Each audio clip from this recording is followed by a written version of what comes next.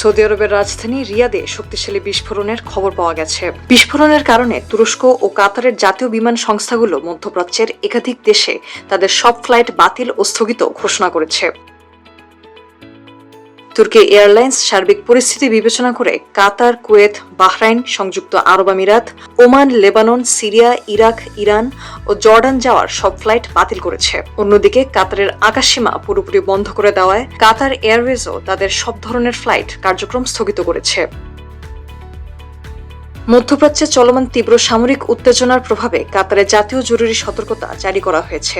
দেশটির সরকার সব নাগরিক ও বাসিন্দাদের ঘরের ভেতরে থাকার এবং সামরিক স্থাপনাগুলো থেকে দূরে অবস্থানের পরামর্শ দিয়েছে। শনিবার কাতারের স্বরাষ্ট্র মন্ত্রণালয় থেকে পাঠানো এক বিবৃতিতে এই বিশেষ সতর্কতা জারি করা হয়। জননিরাপত্তার স্বার্থে পরবর্তী নির্দেশ না দেওয়া পর্যন্ত সবাইকে বাড়িতে অথবা নিরাপদ ভবনের ভেতরে অবস্থান করতে বলা হয়েছে। বিশেষ করে আল উদেদ বিমান ঘাঁটি সহ অন্যান্য সামরিক এলাকার আশেপাশে চলাফেরা না করার জন্য কঠোরভাবে অনুরোধ জানানো হয়েছে। সম্ভাব্য ক্ষেপণাস্ত্র বা ড্রোন হামলার ঝুঁকি এড়াতে ও জনসাধারণের জানমালের নিরাপত্তা নিশ্চিত করতেই এ আগাম পদক্ষেপ নেওয়া হয়েছে।